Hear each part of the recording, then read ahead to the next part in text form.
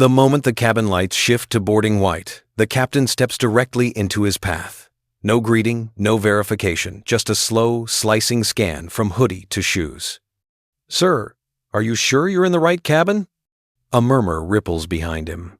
Someone lifts a phone. The red dot of a live stream blinks to life. Over the PA system, a crisp announcement cuts the air. Final boarding in 5 minutes. The countdown tightens the space around him like a narrowing corridor. The CEO steadies his breath. He's been challenged before, but never this openly, never this quickly. "Seat 1A, he says, offering his boarding pass. The captain doesn't look at it. He only looks at him. Past him. Through him. A businessman behind whispers into his live stream mic, "This might get interesting." The CEO's fingers brush the hem of his hoodie motif of every assumption he didn't choose, suddenly louder than the engines waiting outside. Have you ever witnessed a moment so unfair it made you question the system itself? Before we go deeper, tell me, where in the world are you listening from right now? And if this story resonates, make sure you subscribe so you don't miss the next chapters of injustice and redemption.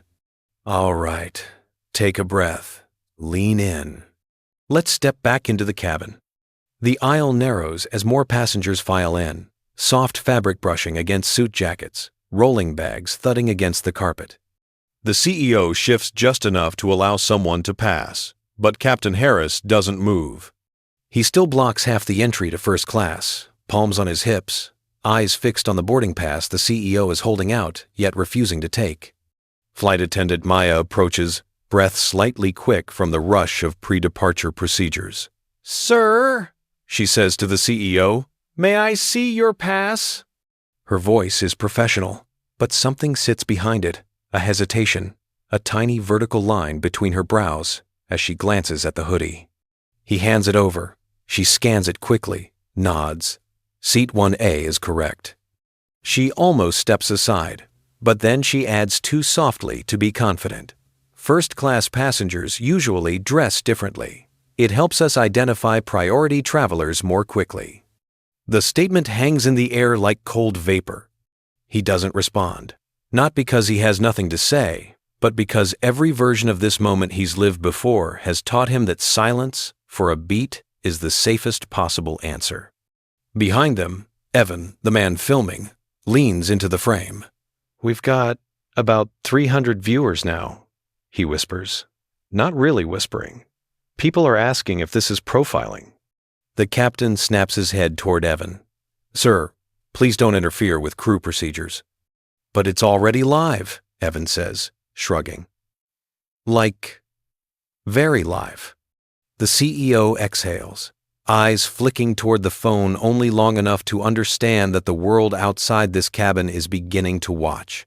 He tries again, calm, measured. "Is there an issue with my reservation?"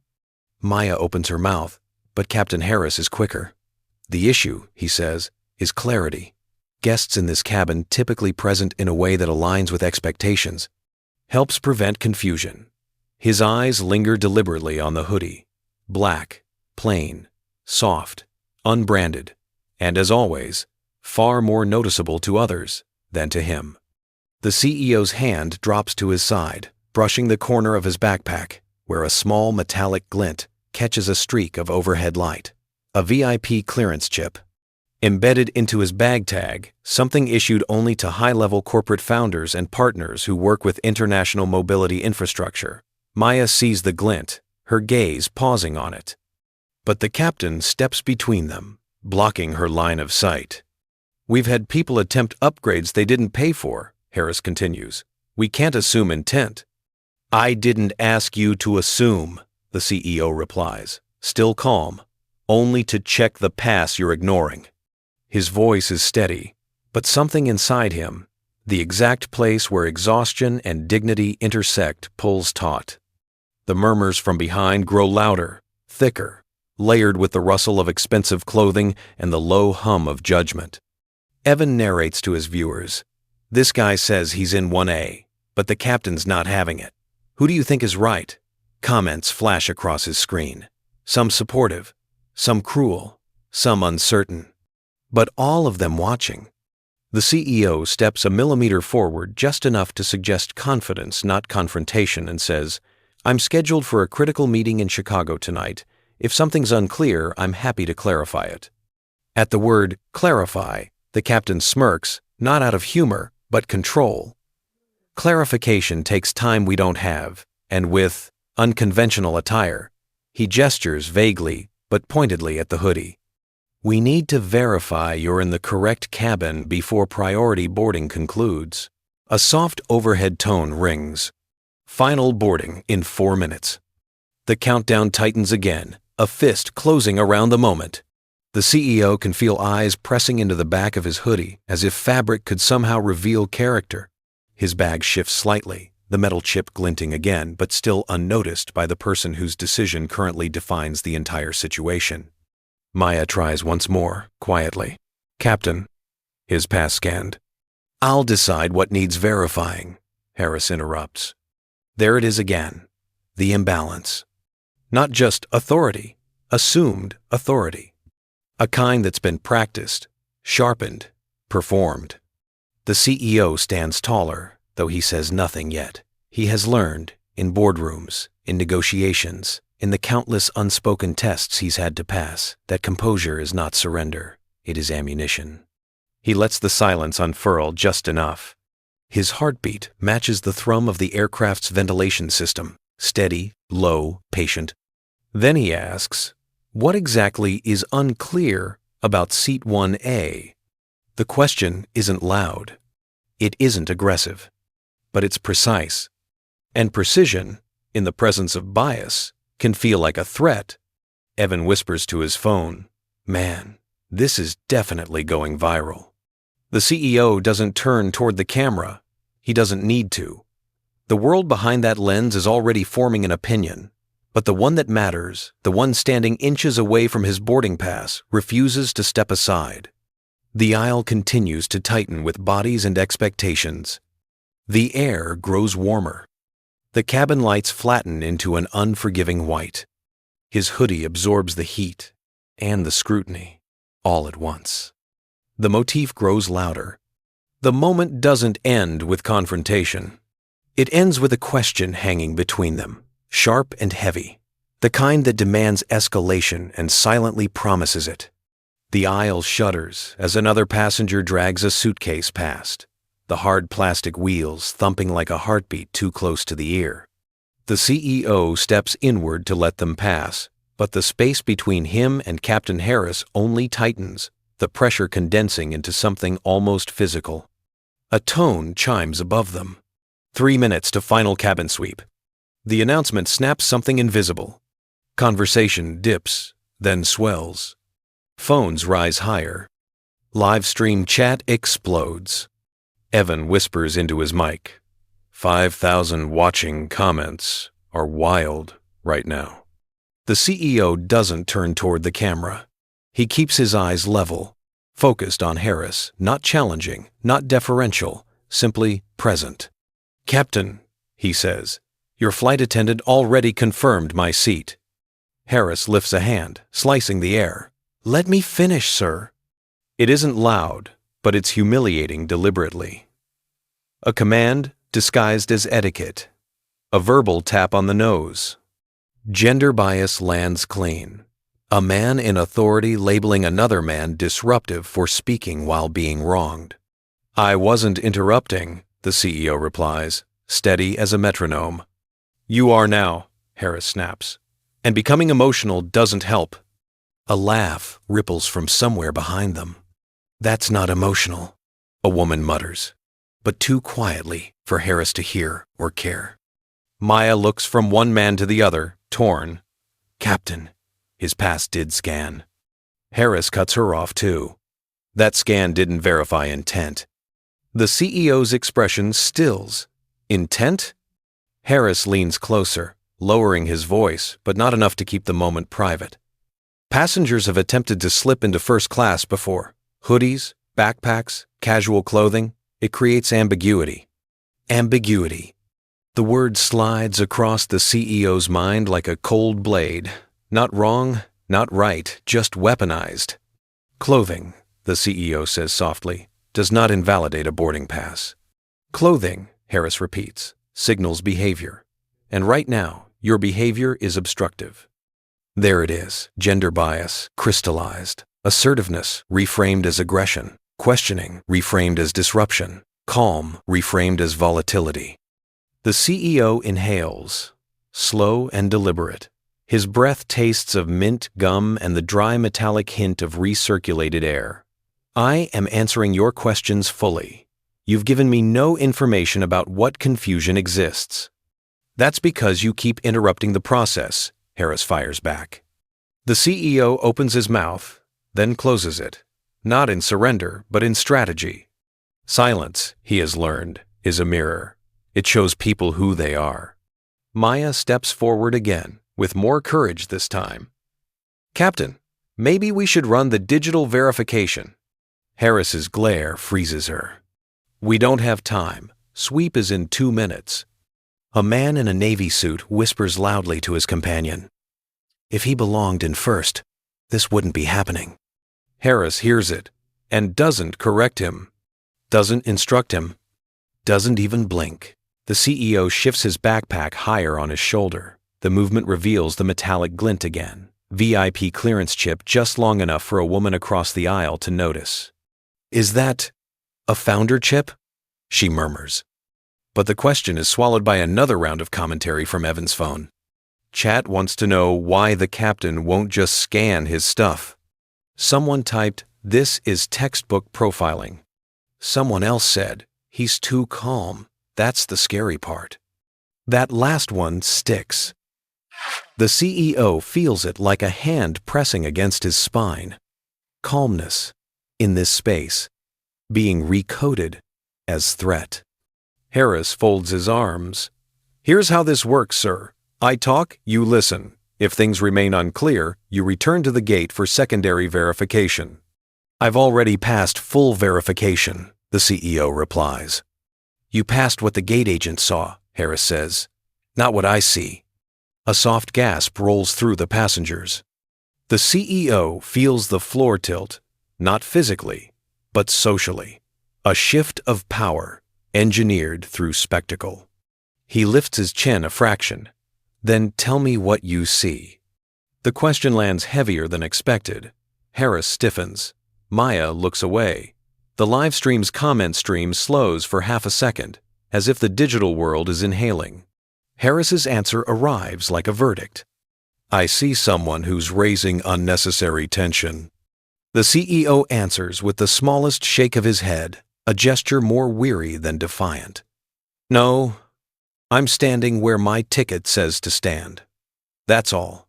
Harris steps closer, invading just enough personal space to force a reaction. Your tone is becoming inappropriate. It isn't, the CEO says, but the accusation is. Even Maya's breath catches. A collective murmur ripples outward.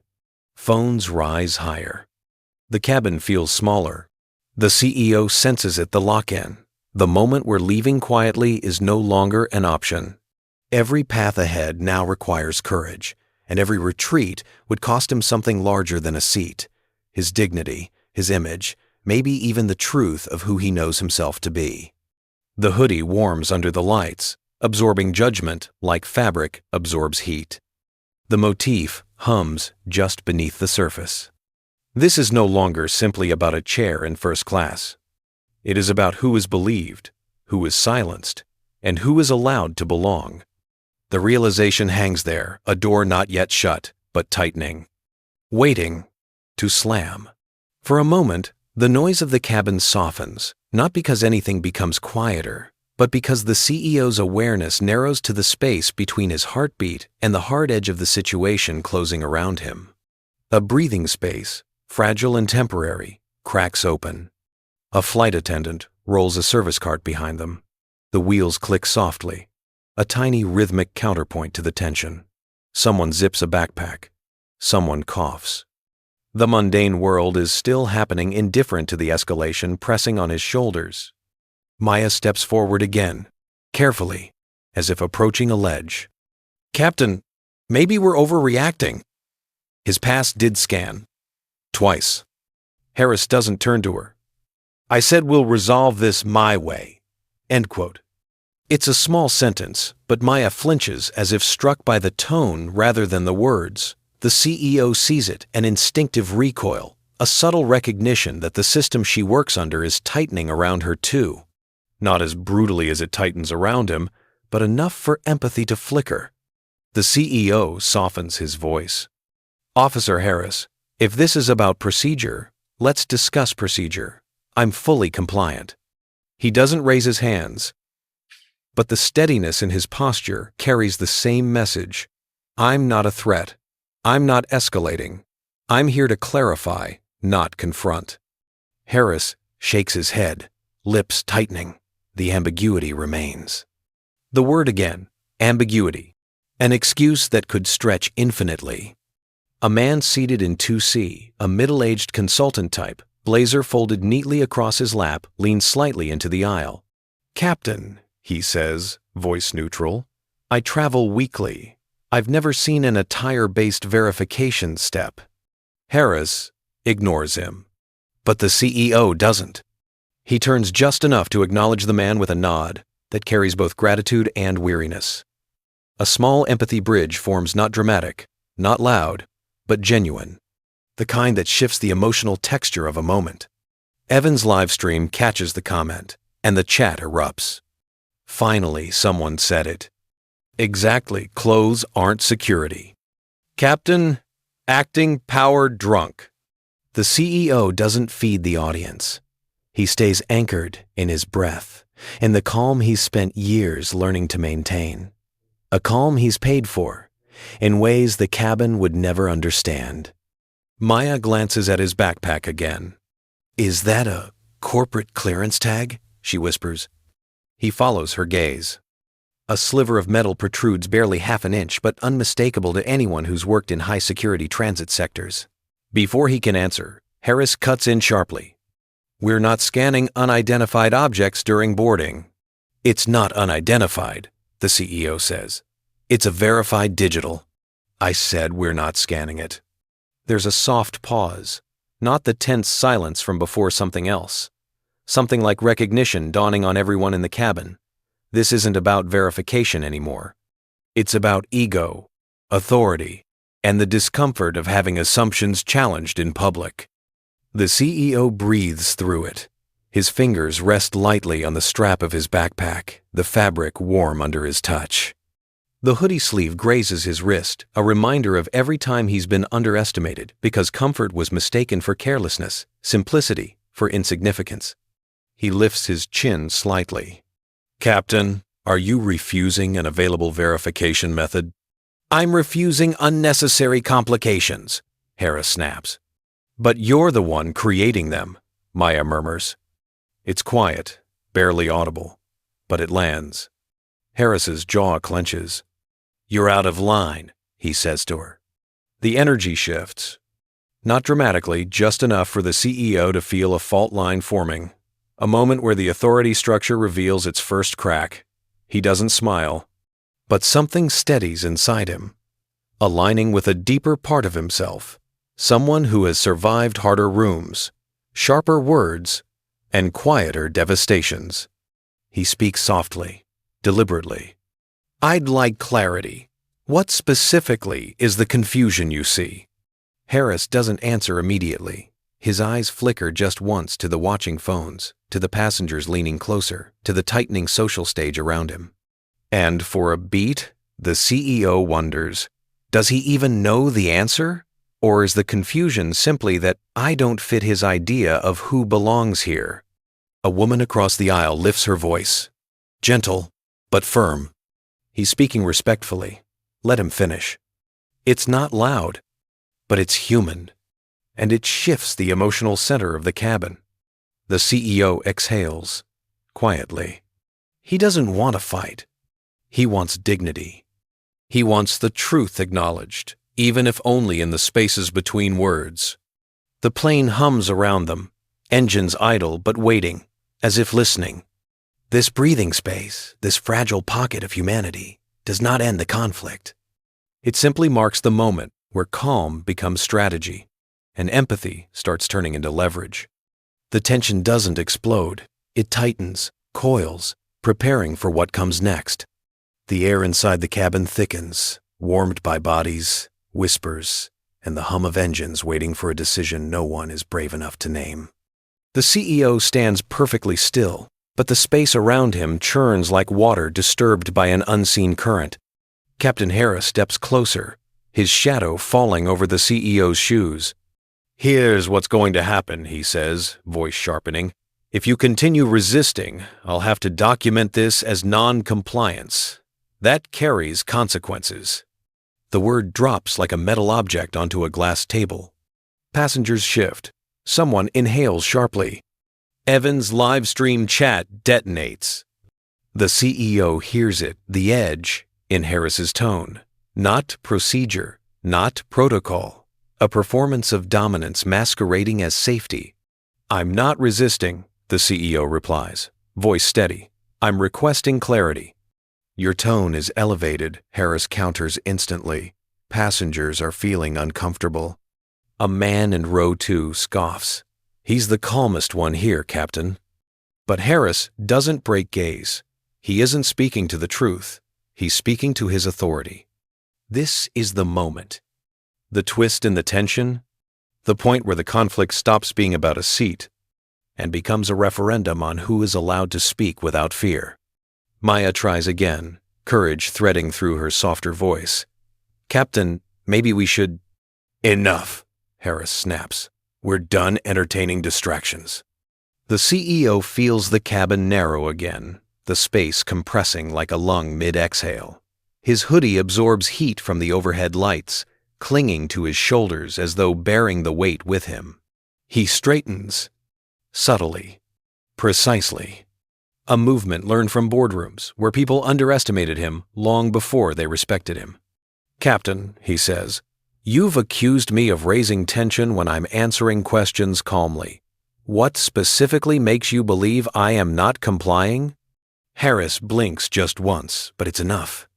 A tell, a slip, a moment where the power he thought he owned wavers. "You're prolonging the situation," Harris says. "Your demeanor is defensive." "My demeanor?" the CEO repeats, quieter than before. "Or your interpretation of it." A low murmur ripples through first class. The CEO continues, measured and surgical. "I've offered my boarding pass. I've answered every question without interruption when allowed to finish. I've asked for the exact policy being applied. You haven't named one." Harris's nostrils flare, the first sign of emotional leakage. He tries to retake control. "I don't need to justify safety decisions to you." "Safety?" the CEO echoes. "Are you claiming I pose a safety risk?" Harris doesn't answer. It's the silence that betrays him. The CEO senses an opening, not a victory, but a shift. A midpoint. A fracture in the performance of certainty. Behind them, Evan mutters to his viewers, 12,000 now. This is turning. A woman farther back raises her voice, this time firm, not tentative. "Captain, he's asking reasonable questions. You're escalating." Another adds, "We all heard him stay calm. Please resolve this professionally." Harris's eyes flick toward the passengers. A dangerous sign for him. Because attention is the oxygen of authority, and witness is the oxygen of accountability. He squares his shoulders. "Sir, your body language is confrontational." The CEO lets out a slow breath. "I'm standing still." "Your tone is controlled," the CEO finishes. "Because you've placed me in a position where anything louder will be misinterpreted, and anything quieter will be ignored." For the first time, Harris hesitates. A full second, maybe 2. In that pause, that fracture, is the midpoint reversal beginning to take shape. The CEO shifts his bag slightly, the metal edge of the clearance chip scraping the zipper with a soft tick. The sound is tiny but electric. Maya notices again. She looks at the chip, then at Harris, confusion deepening. "Captain," she says, "I think you should look at his—" "I said we're not scanning any additional items," Harris cuts in. harsher than before. His voice cracks toward anger he's been pretending not to feel. The CEO studies him. He sees something beneath the rigidity: fear, maybe, or insecurity polished into authority. It doesn't excuse the treatment, but it explains the volatility. He tries one more angle. "Captain, if there is a legitimate verification concern, tell me. Don't create one." Harris steps in, close enough that the CEO can smell the faint trace of coffee on his breath. His voice drops low, meant only for them, but the aisle hears it anyway. "People who belong here don't create this much confusion." The sentence lands like a slap. Not loud, not shouted, but intimate in its cruelty. A man across the aisle pushes up from his seat. "He didn't create the confusion. You did." Another voice joins. "This is discrimination. We're watching it." The CEO doesn't speak. Not yet. Because he recognizes that something has shifted without him needing to push further. He has crossed the midpoint. Not because he won, but because everyone now sees what the captain is doing. Harris senses the shift too. His jaw tightens. "Sir, last warning, your behavior will be reported." The CEO finally meets his gaze fully. No fear. No raised voice. Just truth. "Then write the report," he says softly, "but make sure you include every calm answer I gave and every question you refuse to clarify." It is not victory. Not yet. But it is power reclaimed, inch by inch. The cabin stands divided, the live stream surging, the truth undeniable. And something begins to shift, subtle but rising. The cabin lights sharpen as if someone adjusted the temperature of the bulbs. White turns colder, less forgiving.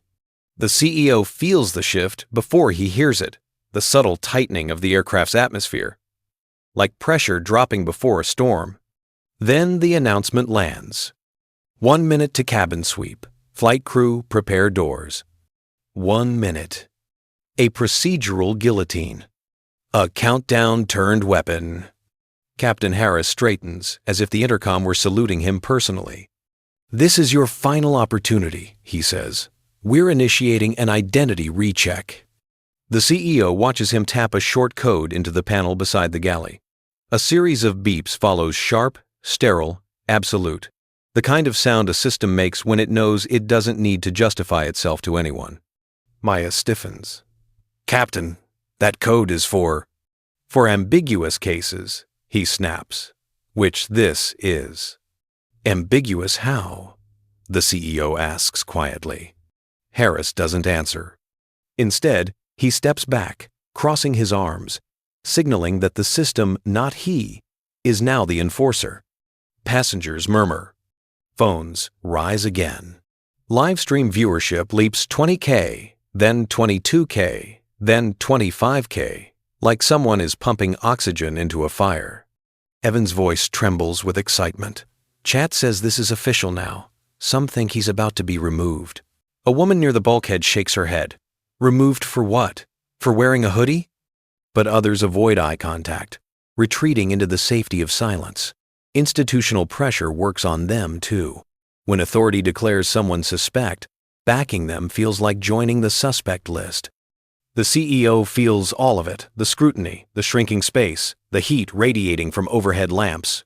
His hoodie clings to his shoulders, every fiber vibrating with the weight of misinterpretation.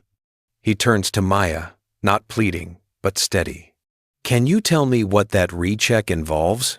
She hesitates, looks at Harris, looks back at the CEO. "It flags your boarding record for security review," she whispers. "If the sweep completes before review clears, you'll be escorted off the aircraft." "Escorted," he repeats, a word designed to sound neutral, hiding the humiliation beneath. "Yes," she breathes. Harris steps forward. "Don't make this harder on yourself, sir." The CEO meets his eyes. "I'm asking what the basis is for this recheck. You haven't named one." "You questioned my authority," Harris fires back. "You escalated tension. You refused to cooperate." A collective whisper ripples, Everyone heard the opposite. The CEO's jaw tightens. I cooperated fully. The tension is coming from your refusal to define the procedure. Harris lifts a shoulder. I don't need to explain policy to justify it. The system already recognizes the concern. The system. A machine in the sky, fed by human bias, yet shielded by the illusion of neutrality.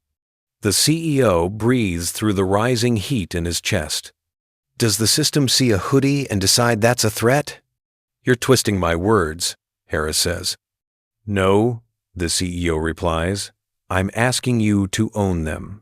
The aisle behind them erupts into fragmented commentary. This is wrong. Just let him sit down. What kind of protocol is this? Captain's digging his own grave on camera. Someone nearer the back raises their voice. Sir, we've been watching. He's been calm the entire time. Why won't you verify the ID he offered? Harris ignores them. Ignores everyone. Authority, once questioned, retreats into itself. The CEO shifts his backpack again, and the clearance chip glints even brighter now under the harsh cabin lights. A tiny flare of silver, a promise of truth. Maya's eyes widen. Captain, please, she says, just scan it. No, Harris says. Final. This discussion is over. The CEO feels the injustice accumulate, layer by layer, building pressure beneath his ribs. This isn't just about him now. The live stream chat flashes with outrage. His name, though, still unknown, becoming a symbol in real time. Passengers begin choosing sides without realizing they are doing so. He steadies himself. Captain, this recheck will not validate anything except your assumptions. You know that. Harris leans in. What I know is that you've delayed my departure. The CEO breathes once, twice, then answers, You delayed it the moment you decided my appearance was more important than my documentation. Another gasp slips through the cabin. Evan whispers, Oh my God, Chad is going nuts. This is turning into a civil rights episode. Harris's face reddens. Not with embarrassment yet, but with the recognition that the narrative slipping through his fingers is visible to tens of thousands of strangers now. He points toward the rear. Stand by for escort unless verification clears. It's a threat disguised as inevitability. Maya flinches again. Captain, please. Enough, he barks. The CEO's heartbeat slows. Not fear, not surrender, something else. The beginning of a shift. The first hinge of justice, quiet, patient, waiting. The countdown is nearly gone. But the story is not. The system tightens its grip.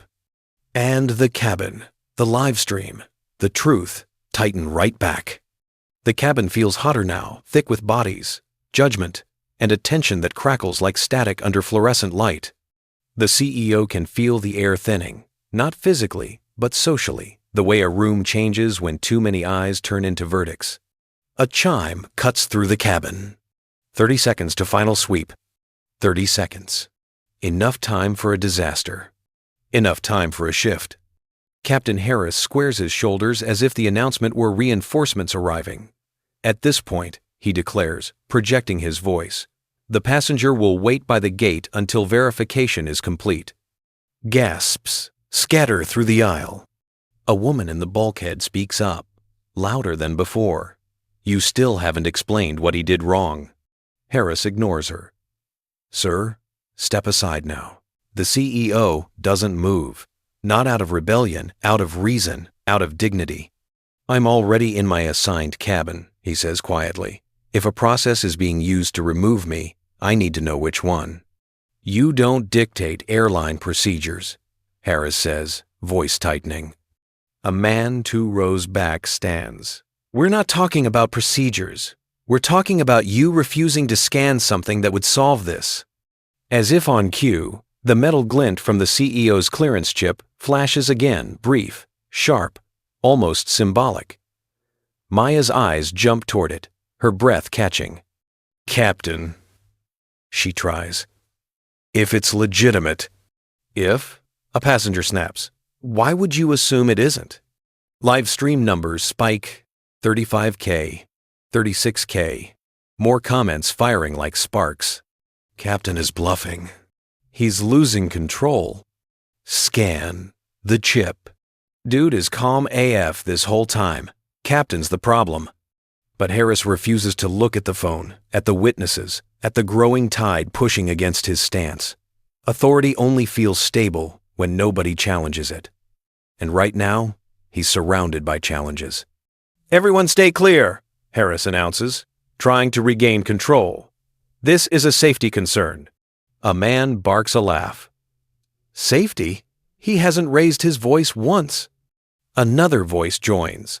"Captain, you're escalating, not him." Maya steps closer to the CEO, lowering her voice. "Sir, the system might treat a flagged sweep as grounds to remove you forcibly.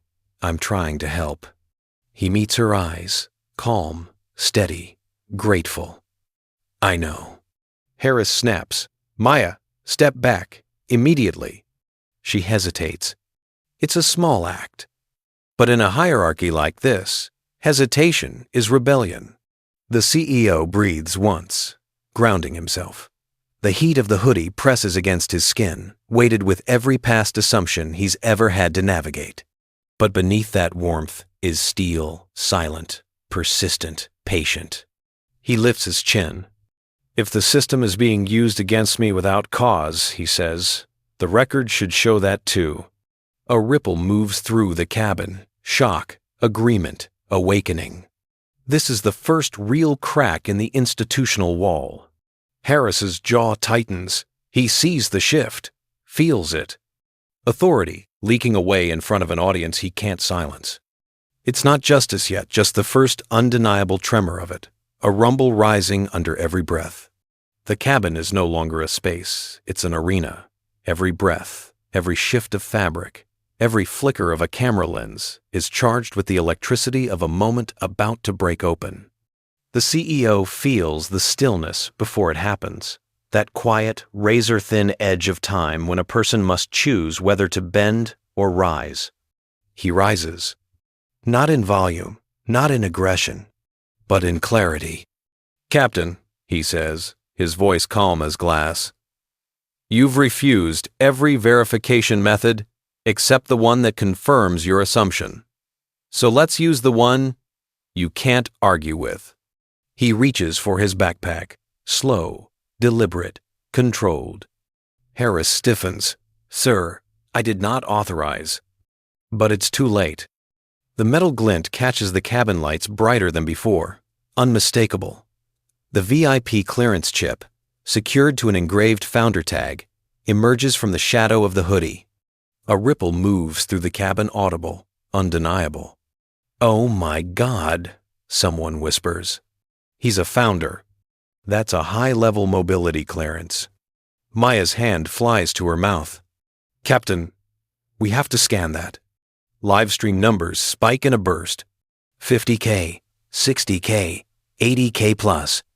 The digital world howls. Scan it. Captain is done. This is the receipt. Founder chip. What the fuck? Harris's face drains of color. Not fully, just enough for the CEO to see the man under the uniform, stripped of procedure, stripped of certainty, exposed to the consequences of his own bias. "That device," Harris stammers, "is not. We can't just—" "It's recognized by international carriers," the CEO replies. "You know that. Everyone does." Maya steps forward, voice suddenly firm. "Captain, let me scan it." Harris barks, "No." The crowd reacts instantly, gasps, outrage, disbelief. A businessman stands, anger shaking his voice. "You're refusing the exact evidence you claimed he didn't have." Another adds, "This is abuse of authority. We're all witnessing it." The live stream chat explodes with looping text. This is the moment. Expose him. Scan the chip. Harris is sweating now, a thin sheen across his temples. It's the first visible crack, not of anger, but fear. A fear that comes only when someone realizes the system they hid behind can no longer protect them. The CEO holds the chip steady between his fingers. "Captain Harris," he says softly, "please acknowledge that there is no security risk in scanning this." Silence. Passengers lean forward. Phones tilt closer. The aisle compresses. Maya moves slowly, deliberately, as if approaching a wounded animal or an unstable truth. She lifts the handheld scanner, her thumb resting on the activation switch. "Captain," she says, "permission to proceed." Harris looks around the cabin at the faces, watching him, at the phones, recording him, at the system he thought was behind him but now feels frighteningly far away. For a brief second, something flickers in his eyes. A wound. A memory. The echo of the thing that has shaped him, perhaps the same thing that made him overcorrect, over-police, over-assert authority. But the second passes, and he says nothing. Because anything he says will condemn him. Maya takes silence as consent. The scanner beeps. One sharp electronic chirp, and the chip glows green. The tablet in her other hand flashes. VIP clearance confirmed. Transit founder. High-level access. Verified. Passengers erupt not in cheers, but in the stunned exhale of truth, finally breaking the surface. A man near the window whispers, "He was telling the truth the entire time." Another, and the captain tried to block it. The CEO doesn't move. The moment is loud, but inside he feels a quiet settling, like something within him returning to its rightful place. Maya turns to him, voice trembling with apology. "Sir, I am so sorry." He nods once, the motion small but full of meaning. "You were trying to help. I appreciate that." The live stream chat detonates. Peak justice. Captain is done. The truth always scans. But the CEO doesn't gloat. He doesn't raise his voice. He doesn't perform. He simply stands there hoodie soft, chip glowing, dignity intact. And for the first time, Harris steps back. Not by a command. Not by a rule, but by truth too large for him to stand against. It ends on that image, the man once doubted, now standing in full clarity, and the man who doubted him standing in full consequence. A perfect peak, sharp and undeniable. The moment the scanner glowed green, something inside the cabin broke open, then slowly, almost tenderly, settled. The outrage didn't vanish, but it changed shape, cooling at the edges. The witnesses lowered their phones. Even the live stream chat, still surging past 80,000, shifted from attack to aftermath. The CEO lets his shoulders drop a fraction, the first release of tension in nearly 10 minutes. The hoodie no longer feels like a spotlight of accusation, just fabric again. Warm, familiar, his own. Captain Harris stands frozen, hands at his sides, eyes unfocused. The authority he carried so tightly now hangs off him like an oversized coat slipping from his frame. For the first time, he looks human, not powerful, not commanding, just a man who misjudged someone and can no longer hide behind procedure. "Captain," Maya says softly, "we need to." But Harris lifts a hand, not to silence her, but to steady himself. "I misread the situation," he manages, voice barely audible. "This isn't how this should have gone." A sentence cracks in him, and the pieces show.